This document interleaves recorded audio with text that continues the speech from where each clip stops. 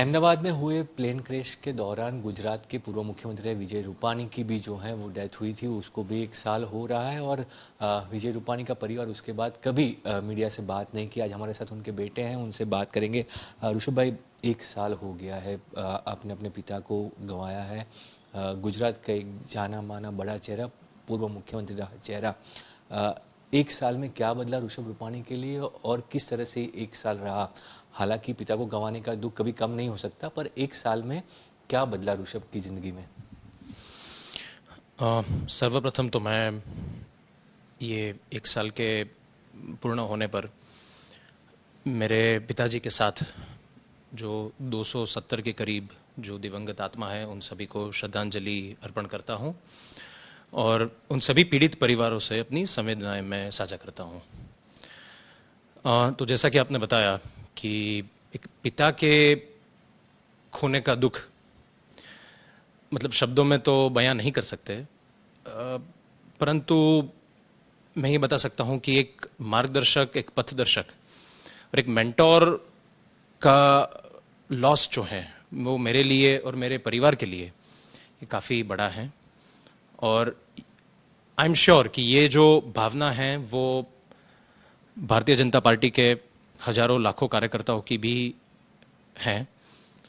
उसके साथ साथ राजकोट के, सौराष्ट्र के जन जन की भी यही भावना है, क्योंकि पापा हमेशा सबको लेके, सबको साथ में लेके चलने का एक अभिगम रखते थे और हमारे घर के द्वार सभी कार्यकर्ताओं के लिए और जन जन के लिए हमेशा से खुले रहते थे और आज भी हैं, खुले हैं।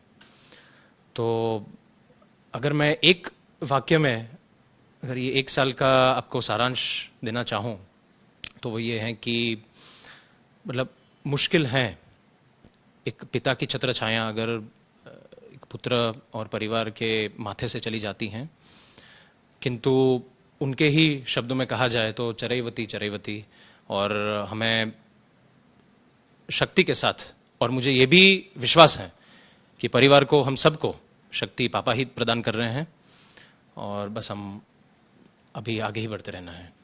जिस तरह से ये 1 साल रहा, आपको कार्यकर्ता भी मिलने आए होंगे काफ़ी सारे लोगों के साथ, क्योंकि विजय भाई के द्वारा हमेशा सबके लिए, जैसे आपने बताया, हमने भी वो महसूस किया हुआ है कि वो हमेशा लोगों के लिए, कार्यकर्ताओं के लिए हमेशा अवेलेबल रहते थे। कार्यकर्ताओं का भी संपर्क हुआ होगा, कार्यकर्ता भी मिलने आए होंगे। किस तरह से विजय भाई की यादें तो आपके साथ हमेशा रहेंगी, पर अब आगे किस तरह से उन यादों को ले जाएंगे, क्या करेंगे ताकि आप, मैं आपके राजनीतिक जीवन की बात नहीं कर रहा हूँ, बट जो कार्यकर्ता हैं जो हमेशा विजय भाई के साथ जुड़े हैं उनके साथ कैसे कनेक्शन रहेगा, क्या उनकी यादें अब आगे कैसे बढ़ाएंगे? जी, बहुत ही उम्दा सवाल है ये। तो पूजित रूपाणी मेमोरियल ट्रस्ट की प्रवृत्ति के साथ पूरा राजकोट वाकिफ है। तो इसके साथ साथ एक स्टेप और आगे हमने श्री विजय रूपाणी मेमोरियल फाउंडेशन की स्थापना की है।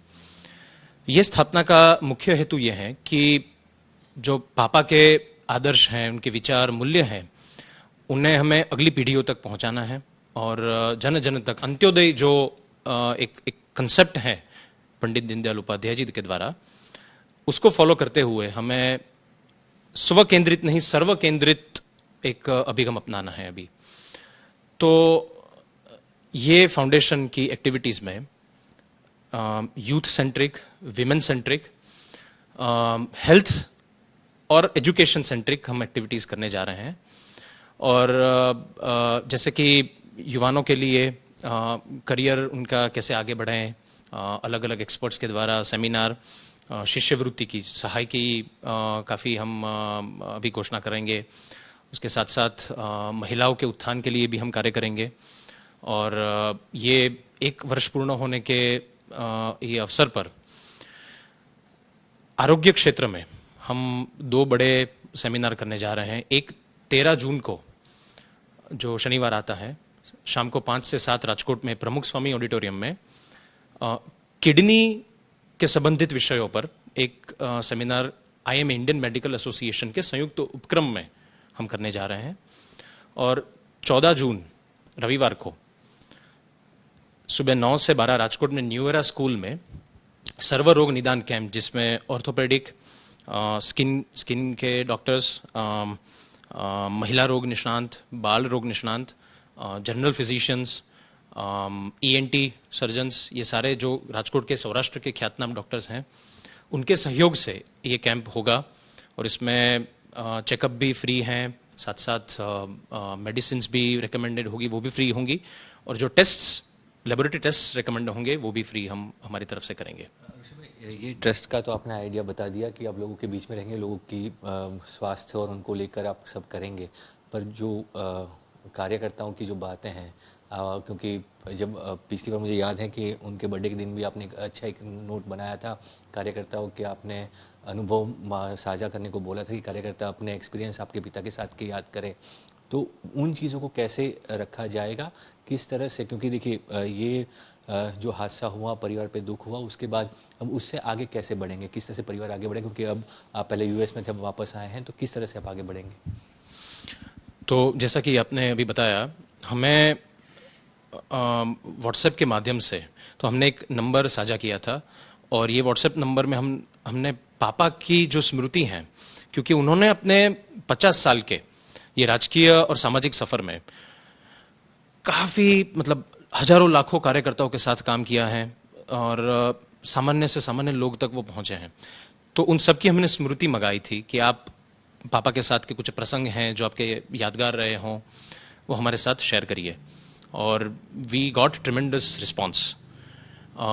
तो वो सारी यादों को लेके हम एक पुस्तक का निर्माण करने जा रहे हैं। तो उसमें फ्रॉम कॉमन सिटीजन्स टू कार्यकर्ताज टू लीडिंग इंडस्ट्रियलिस्ट्स, और जो जिन जिन नेताओं के साथ पापा ने काम किया है, उन सब की बातों का निचोड़ होगा। और मुझे I am very certain that ये जो पुस्तक है वो अगली पीढ़ियों में एक चेतना का, एक प्रेरणा का काम करेगा। ये थे ऋषभ रूपा, जिन्होंने कहा कि पापा को गंवाने का दुख जो है वो शब्दों में तो बयान नहीं कर सकते, पर उनकी यादें लोगों में बनी रहें, और किस तरह से उन्होंने लोगों के लिए काम किए थे, वो बात कैसे आगे पहुंचाई जाए, उसके लिए विजय रूपाणी फाउंडेशन की बात हो या फिर उनकी पुस्तक की हो, उस पर काम चल रहा है, और आने वाले दिनों में कार्यकर्ताओं के साथ वो बातें साझा की जाएंगी। गांधीनगर से कैमरामैन साजिद आलम के साथ ब्रिजेश दोषी, आज तक।